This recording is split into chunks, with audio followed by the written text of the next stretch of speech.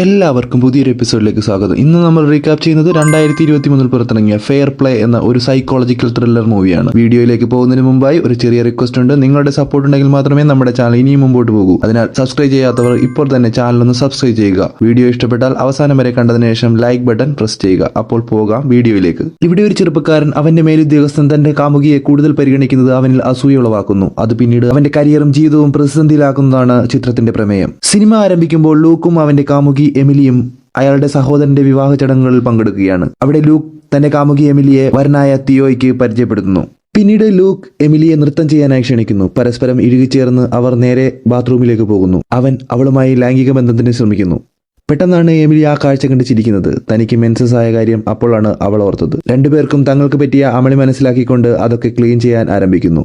പെട്ടെന്നാണ് അവന്റെ പോക്കറ്റിൽ നിന്നും ഒരു മോതിരം താഴെ വീണതായി അവൾ ശ്രദ്ധിക്കുന്നത്. അവൻ അവിടെ വെച്ച് അവളോട് വിവാഹ അഭ്യർത്ഥന നടത്തുന്നു. അവൾ അത് സന്തോഷത്തോടെ സ്വീകരിക്കുന്നു. തങ്ങളെ ഈ പരുവത്തിൽ മറ്റുള്ളവർ കാണാതിരിക്കാനായി അവർ ബാത്റൂം ജനാല വഴി പുറത്തു കടക്കുന്നു. പിറ്റേ ദിവസം രാവിലെ എമിലി തന്റെ അമ്മയ്ക്ക് അവളുടെ വിവാഹ നിശ്ചയത്തെക്കുറിച്ച് മെസ്സേജ് അയക്കുന്നു. അവർ രണ്ടുപേരും ജോലിസ്ഥലത്തേക്ക് പോകാനായി തയ്യാറെടുക്കുന്നു. എന്നാൽ എമിലി വിവാഹമോതിരം വീട്ടിൽ ഊരിവെക്കുന്നു. ശേഷം രണ്ടുപേരും രണ്ടു വഴിക്ക് പിരിയുന്നു. ലിഫ്റ്റിൽ വെച്ച് അവർ വീണ്ടും കണ്ടുമുട്ടുമ്പോൾ ഒരു പരിചയക്കാരിയോടെന്ന പോലെ അവളോട് ഞായറാഴ്ചത്തെ വിശേഷങ്ങൾ ചോദിക്കുന്നു. ജോലിസ്ഥലത്ത് അവർ പരസ്പരം അറിയാത്ത പോലെ പെരുമാറുന്നു. അവർ രണ്ടുപേരും ഒരു സ്റ്റോക്ക് മാർക്കറ്റ് കമ്പനിയിലെ സാമ്പത്തിക വിദഗ്ധരായി ജോലി ചെയ്യുകയാണ്. ഉച്ചതിരിഞ്ഞ് ക്വിൻ എന്ന മാനേജർ ഓഫീസിലെ സാധനങ്ങൾ നശിപ്പിക്കുന്നു. സെക്യൂരിറ്റി വന്ന് അയാളെ പുറത്തേക്ക് കൂട്ടിക്കൊണ്ടുപോകുന്നു. ഇതൊക്കെ ആസ്വദിച്ചുകൊണ്ട് അതിനെപ്പറ്റി പരദൂഷണം പറഞ്ഞുകൊണ്ട് ഓഫീസിലുള്ളവർ ജോലി തുടരുന്നു. എമിലി തന്റെ ജോലിയിൽ മുഴുകിയിരിക്കുമ്പോൾ ക്വിന്നിന് പകരം അടുത്ത മാനേജരായി ലൂക്കിനെ ആയിരിക്കും സിഇഒ തെരഞ്ഞെടുക്കുക എന്ന് ചില സഹപ്രവർത്തകർ തമ്മിൽ പറയുന്നത് കേൾക്കുന്നു. എമിലി ഇത് ലൂക്കിനോട് സൂചിപ്പിക്കുന്നു. സിഇഒ കെയിംബേൽ അവനെ പരിഗണിക്കുന്നത് പോലെ അവന്റെ ക്യാബിനിലേക്ക് നോക്കുന്നത് അവർ ശ്രദ്ധിക്കുന്നു. ആവേശഭരിതരായ അവർ വൈകുന്നേരം വീട്ടിൽ വെച്ച് പരസ്പരം ശരീരം പങ്കുവയ്ക്കുന്നു. തനിക്ക് പ്രൊമോഷൻ ലഭിക്കുന്നതിൽ എമിലിക്ക് അസൂയയുണ്ടോ എന്ന് ലൂക്ക് ചോദിക്കുന്നു. തനിക്ക് അങ്ങനെയൊന്നും തോന്നില്ല എന്ന് അവൾ അവന് ഉറപ്പു നൽകുന്നു. എമിലിയെ വിവാഹം കഴിക്കാനുള്ള ആഗ്രഹം ലൂക്ക് പ്രകടിപ്പിക്കുന്നു. പക്ഷേ അവൾ തങ്ങളുടെ ബന്ധം കമ്പനിയിൽ അറിയിക്കേണ്ടതിനെ കുറിച്ച് ചൂണ്ടിക്കാട്ടുന്നു. തങ്ങളുടെ ബന്ധത്തെ കമ്പനി തെറ്റായി എടുക്കുമോ എന്ന് അവൾ ആശങ്കപ്പെടുന്നു. ഇത് ശരിയായ സമയമല്ലെന്നും തങ്ങളുടെ പ്രൊമോഷന് ശേഷം ഇക്കാര്യം വെളിപ്പെടുത്താമെന്നും അവൻ സമ്മതിക്കുന്നു. അന്ന് രാത്രി എമിലിയെ അവളുടെ മാനേജർ റോറി വിളിച്ച് ബാറിൽ വെച്ച് മീറ്റ് ചെയ്യാൻ ആവശ്യപ്പെടുന്നു. എന്നാൽ അവിടെ ചെല്ലുമ്പോൾ സിഇഒ കെയിംബെൽ ആണ് ഉണ്ടായിരുന്നത്. അവൾ ഒന്ന് പതറിയെങ്കിലും അയാൾക്കൊപ്പം ഡ്രിങ്ക്സ് കഴിക്കാനായി കൂടി. കൗമാരപ്രായത്തിൽ അവൾ വാൾ സ്ട്രീറ്റ് ജേണലിനായി എഴുതിയ ഒരു ലേഖനത്തെ അയാൾ അഭിനന്ദിച്ചു. കൂടാതെ അവളുടെ വിജയകരമായ നിക്ഷേപ തീരുമാനങ്ങളെ പ്രശംസിച്ചു. തുടർന്ന് അയാൾ അവളുടെ പ്രൊമോഷനെ കുറിച്ച് അറിയിച്ചു. എമിലി വളരെ ഉത്കണ്ഠയോടെ വീട്ടിലേക്ക് മടങ്ങുന്നു. കെയിംബെൽ തന്നെ കണ്ടുമുട്ടിയെന്നും അവരുടെ പ്രതീക്ഷകൾക്ക് വിരുദ്ധമായി തനിക്ക് സ്ഥാനക്കയറ്റം ലഭിച്ചുവെന്നും ലൂക്കിനെ അറിയിക്കുന്നു. ലൂക്ക് അവളെ അഭിനന്ദിച്ചു. എന്നാൽ അവൻ പ്രതീക്ഷിച്ച ജോലി ഏറ്റെടുത്തതിൽ അവൾക്ക് കുറ്റബോധം തോന്നുന്നു.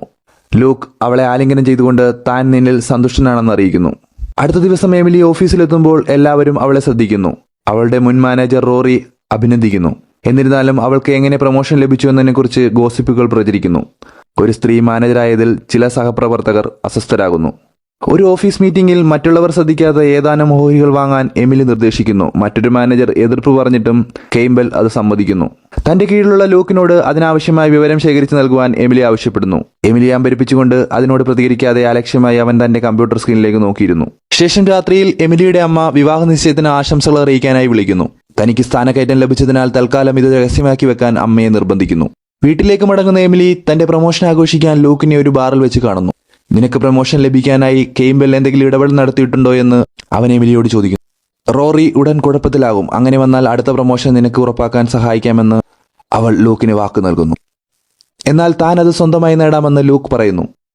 തങ്ങളുടെ രണ്ടുപേരുടെയും ഗുണത്തിനായി സഹായിക്കാമെന്ന് അവൾ വിശദീകരിക്കുന്നു. അവനെ ഒന്ന് ഇംപ്രസ് ചെയ്യാനായി ഒരു ഫയൽ ഏൽപ്പിക്കുന്നു. പരസ്പരം ഒന്നിച്ച് ഒരു ലക്ഷ്യത്തിനു വേണ്ടി പ്രവർത്തിക്കണമെന്ന് കെയിംബെൽ അവനെ ഉപദേശിക്കുന്നു. അവർ ഒന്നിച്ച് അധിക സമയം ജോലി ചെയ്യുന്നു. അവൾ നൽകിയ ഫയൽ അവൻ അപ്രൂവലിനായി നിർദ്ദേശിക്കുന്നു.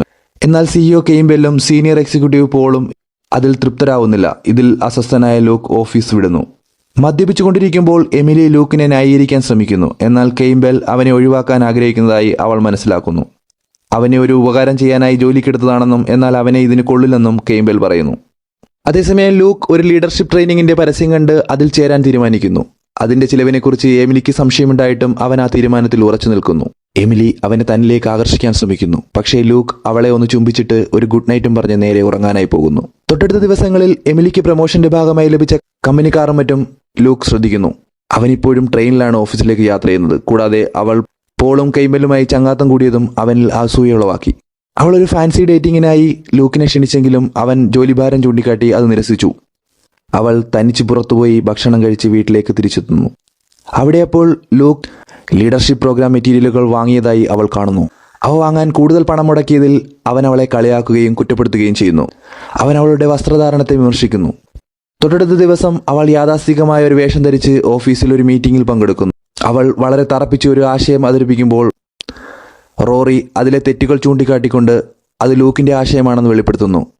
മറ്റൊരു ആശയം അവതരിപ്പിക്കാൻ എമിലി ലൂക്കിനോട് നിർദ്ദേശിക്കുന്നു. എന്നാൽ തന്റെ ആശയം രണ്ടുപേരുടെയും കരിയറിന് മുന്നോട്ട് കൊണ്ടുപോകുമെന്ന് അവൻ തറപ്പിച്ചു പറയുന്നു. സംശയങ്ങൾക്കിടയിലും ലൂക്കിന്റെ പദ്ധതിയുമായി മുന്നോട്ട് പോകാൻ അവൾ തീരുമാനിക്കുന്നു.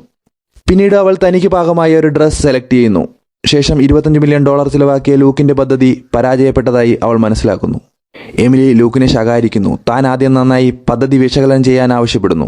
മറ്റ് സ്ഥാപനങ്ങളും ഇതിൽ നിക്ഷേപിച്ചിട്ടുണ്ടായിരുന്നു എന്ന് അവൻ വാദിക്കുന്നു. നഷ്ടം വീണ്ടെടുക്കുമെന്ന് കെയ്മലിനും ബോളിനും അവൾ ഉറപ്പു നൽകുന്നു.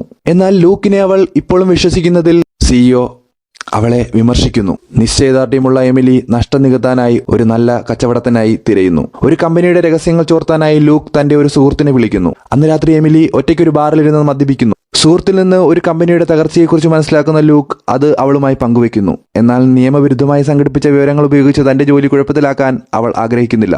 അവൾ നഷ്ടസാധ്യതയുള്ള നിയമപരമായ മാർഗങ്ങൾ തിരഞ്ഞെടുക്കുന്നു. തന്റെ തെറ്റ് തിരുത്താൻ ഒരു അവസരം നൽകാൻ ലൂക്ക് അപേക്ഷിക്കുന്നു. അടുത്ത ദിവസം ലൂക്കിന്റെ പദ്ധതിയെപ്പറ്റി അവൾ കൂടുതൽ അന്വേഷിക്കുന്നു. അത്യന്തം അപകടകരമായ ആ പദ്ധതിയെക്കുറിച്ച് ചർച്ച ചെയ്യാൻ അവൾ കെയ്ംബെലിനെ ക്ഷണിക്കുന്നു. അയാൾ എത്തുന്നതിന് മുമ്പ് അവൾക്കൊരു സന്ദേശം ലഭിക്കുന്നു. തന്റെ അമ്മ വിവാഹ നിശ്ചയത്തെക്കുറിച്ച് സംസാരിച്ചതായി അറിയുന്ന അവൾ അസ്വസ്ഥയാവുന്നു. ശേഷം അവളുടെ വിവാഹ നിശ്ചയം ആഘോഷിക്കുവാൻ എമിലി ലൂക്കിനെ ക്ഷണിക്കുന്നു. അവനത് നിരസിക്കുന്നു. അവർ തമ്മിലുള്ള ആ പഴയ അഭിനിവേശം അവനെ ബോധ്യപ്പെടുത്താൻ അവൾ ശ്രമിക്കുന്നു. എമിലിയെ നിരാശപ്പെടുത്തിക്കൊണ്ട് അവൻ അവളോട് സ്നേഹം പ്രകടിപ്പിക്കുന്നതിൽ പരാജയപ്പെടുന്നു. ശേഷം കെയ്ംബെൽ അവളെ വിളിക്കുമ്പോൾ അവരുടെ നഷ്ടം നികത്താൻ തന്റെ പുതിയ നിക്ഷേപ തന്ത്രത്തിന് കഴിയുമെന്ന് അയാളെ ബോധ്യപ്പെടുത്തുന്നു. അവളുടെ ആത്മവിശ്വാസത്തിൽ മതിപ്പുളവായ കെയ്ംബെൽ അതിന് അനുവാദം നൽകുന്നു. അടുത്ത ദിവസം രാവിലെ തന്റെ നിക്ഷേപ മാർഗം വിജയിച്ചതായി എമിലി മനസ്സിലാക്കുന്നു. പാരിതോഷികമായി കമ്പനി അവൾക്ക് $500,000 കമ്മീഷനായി നൽകുന്നു. ഈ ശുഭവാർത്ത ആഘോഷിക്കുവാനായി അവൾ ലൂക്കിനെ ക്ഷണിക്കുന്നു. എന്നാൽ അയാൾ വീണ്ടും അവളെ അവഗണിക്കുന്നു. പോളിനും മറ്റു മാനേജർമാർക്കും ഒപ്പം ചേരുന്ന അവൾ തുടക്കത്തിൽ അവരുടെ പരിഹാസങ്ങളിൽ അസ്വസ്ഥയായെങ്കിലും അവരുമായി കൂടുതൽ അടുത്ത് സംസാരിച്ചുകൊണ്ട് അവരിൽ മതിപ്പുളവാക്കുന്നു. ശേഷം എമിലി മദ്യപിച്ച് വീട്ടിലേക്ക് മടങ്ങുന്നു. വീട്ടിലെത്തിയ അവൾ ലൂക്കിനെ ചിരിപ്പിക്കാൻ കഥകൾ പങ്കിടുന്നു. ആകസ്മികമായി അവളുടെ കമ്മീഷൻ ചെക്കിനെ കുറിച്ച് വെളിപ്പെടുത്തുന്നു. അടുപ്പത്തിന് ശ്രമിച്ച ലൂക്ക് വീണ്ടും അവളെ നിരസിക്കുന്നു. എമിലി അവനെ ദയനീയമായി വിളിക്കുമ്പോൾ അവൻ അവളെ അപമാനിക്കുന്നു. അവളോട് വളരെ മോശമായ രീതിയിൽ സംസാരിക്കുന്നു. അവന്റെ വാക്കുകൾ എമിലിയെ കണ്ണീരിലാഴ്ത്തുന്നു. എമിലി തന്റെ ചിലവുകളെക്കുറിച്ച് പറയുന്നത് അവന്റെ രോഷം ആളിക്കത്തിക്കുന്നു. അടുത്ത ദിവസം ഓഫീസിൽ റോറി ചീത്ത കേൾക്കുന്നത് അവൻ കാണുന്നു. അവന്റെ സ്ഥാനം തനിക്ക് കിട്ടുമെന്ന് പ്രതീക്ഷിക്കുന്ന അവൻ അവളോട് തന്നെ ഇതിലേക്ക് നിർദ്ദേശിക്കുവാൻ ആവശ്യപ്പെടുന്നു. എന്നാൽ അവന്റെ ഈ ആവശ്യം അവൾ നിരസിക്കുന്നു. ലൂക്ക് കെയ്ംബെലിനെ സമീപിച്ച് തന്റെ വിശ്വസ്തത വാഗ്ദാനം ചെയ്ത് പ്രൊമോഷനായി യാചിക്കുന്നു. താൻ മറ്റൊരാളെ അതിനായി നിയോഗിച്ചതായി കെയ്ംബെൽ അറിയിക്കുന്നത് ലൂക്കിൽ നിരാശയും അപമാനവും ജനിപ്പിക്കുന്നു. അന്ന് രാത്രി ലൂക്കിനെ മദ്യപിച്ച് ലക്കുകെട്ട തരത്തിൽ എമിലി കാണുന്നു. അവളുടെ അമ്മയുടെ ഫോൺ വന്നിരുന്നതായി പരാതി പറയുന്നു. എമിലിയുടെ വൈമനസ്യം കണക്കാക്കാതെ വിവാഹ നിശ്ചയത്തിനായി നിർബന്ധിക്കുന്ന അമ്മയെ അവൾ വിളിക്കുന്നു. തന്റെ ട്രെയിനിങ് കുറിപ്പുകൾ പരതുന്ന ലൂക്ക് അവരുടെ സംഭാഷണം തടസ്സപ്പെടുത്തുന്നു. എമിലി തന്നെ പരിഗണിക്കുന്നില്ല എന്ന് അവൻ പറയുമ്പോൾ ട്രെയിനിങ് പ്രോഗ്രാം നിന്റെ ചിന്തകളെ വല്ലാതെ ബാധിച്ചിരിക്കുന്നുവെന്ന് അവൾ മറുപടി പറയുന്നു. എമിലി തന്റെ സ്ഥാനങ്ങൾ നേടുവാനായി മറ്റുള്ളവരിൽ നിന്ന് സഹായങ്ങൾ സ്വീകരിച്ചുവെന്ന് ലൂക്ക് ആരോപിക്കുന്നു. ഈ സമയത്ത് കെയ്ംബെൽ അവളെ വിളിക്കുന്നു. കെയ്ംബെൽ നിന്നെ നിയന്ത്രിക്കാൻ ആരംഭിച്ചിരിക്കുന്നു എന്ന് പറഞ്ഞ് അവൻ അവളുടെ ഫോൺ എടുക്കുന്നു.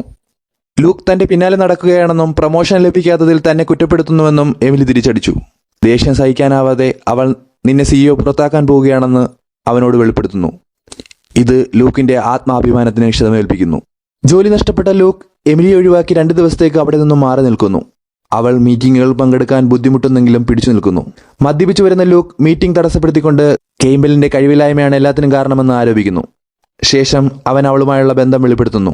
എല്ലാവരുടെയും മുന്നിൽ വെച്ച് എമിലിയെ അപമാനിക്കുന്നു. അവൾ നേരെ വീട്ടിലേക്ക് ചെല്ലുന്നു. ലൂക്ക് അവരുടെ വിവാഹ നിശ്ചയ പാർട്ടിയിൽ പങ്കെടുക്കാൻ പദ്ധതിയിട്ടിരിക്കുന്നതായി മനസ്സിലാക്കി അവനെ അവിടെ വെച്ച് കാണുന്നു.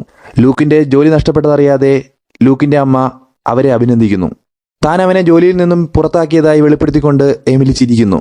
പ്രമോഷന് വേണ്ടി എമിലി കെയ്ംബെലിനെ വശീകരിച്ചുവെന്ന് അവൻ തിരിച്ചടിക്കുന്നു. ദേഷ്യം വന്ന അവൾ അവനെ ഒരു കുപ്പി കൊണ്ട് അടിച്ച ശേഷം ബാത്റൂമിലേക്ക് പോകുന്നു. ലൂക്ക് അവളെ പിന്തുടർന്നുകൊണ്ട് നിന്റെ ശരീരം ഉപയോഗിച്ച് ഉയരങ്ങൾ കീഴടക്കൂ എന്ന് പരിഹസിക്കുന്നു. എമിലി അവന്റെ അരക്ഷിതാവസ്ഥയും പദവിയും ഉയർത്തിക്കാട്ടുന്നു. അവരുടെ തർക്കം ശാരീരികമായ ഏറ്റുമുട്ടലിലേക്കും അനാവശ്യമായ ആക്രമണത്തിലേക്കും കടക്കുന്നു. എമിലി അപമാനിതയായി തകർന്നു പോകുന്നു. പിറ്റേന്ന് മാനസികവും ശാരീരികവുമായ മുറിവുകളോടെ അവൾ ഉണരുന്നു. പക്ഷേ കെയ്ംബെലിനെ കണ്ടുമുട്ടുന്നു. ലൂക്ക് തന്നെ അപമാനിച്ചതായി അയാളോട് വെളിപ്പെടുത്തുന്നു. അവൾ വിശ്വസിക്കുന്ന കെയിംബെൽ ലൂക്കിന്റെ കരിയർ അവസാനിച്ചുവെന്ന് അവൾക്ക് ഉറപ്പു നൽകുന്നു. കെയിംബെലിന് എല്ലാ സത്യങ്ങളും അറിയാമായിരുന്നുവെന്നും എന്നാൽ അവളുടെ ജോലിയെ അയാൾ വിലമതിക്കുന്നുവെന്നും അവൾ മനസ്സിലാക്കുന്നു. എമിലി ജോലിയിലേക്ക് മടങ്ങുമ്പോൾ ലൂക്കിന്റെ സ്ഥാനത്ത് പുതിയൊരാൾ എത്തിയതായി അവൾ കാണുന്നു. എമിലി താൻ കടന്നു വന്ന വഴികളെപ്പറ്റി ഒരു വട്ടം ചിന്തിക്കുന്നു. ആ രാത്രി ലൂക്ക് തന്റെ സാധനങ്ങൾ പാക്ക് ചെയ്യുന്നു. എമിലി പാത്രങ്ങൾ താഴെയിട്ട് അവളുടെ കൈ മുറിയുന്നു. ലൂക്ക് അത് കണ്ടതായി ഭാവിക്കുന്നില്ല. താനൊരു പുതിയ സ്ഥാപനം ആരംഭിക്കാൻ പോകുന്നതായി അവളെ അറിയിക്കുന്നു. ലൂക്ക് ഇതുവരെയും തന്നോട് മാപ്പ് പറഞ്ഞിട്ടില്ല എന്ന് അവൾ പറയുന്നു. ഇക്കാര്യത്തിൽ നമ്മൾ രണ്ടുപേരും കുറ്റക്കാരാണെന്ന് അയാൾ തിരിച്ചടിച്ചു. എമിലി അവളുടെ വേദന കടിച്ചമർത്തിക്കൊണ്ട് അവന്റെ കുറ്റങ്ങൾ ഏറ്റുപറയുവാൻ പറഞ്ഞു. എന്നാൽ അയാൾ അതിന് വിസമ്മതിച്ചു.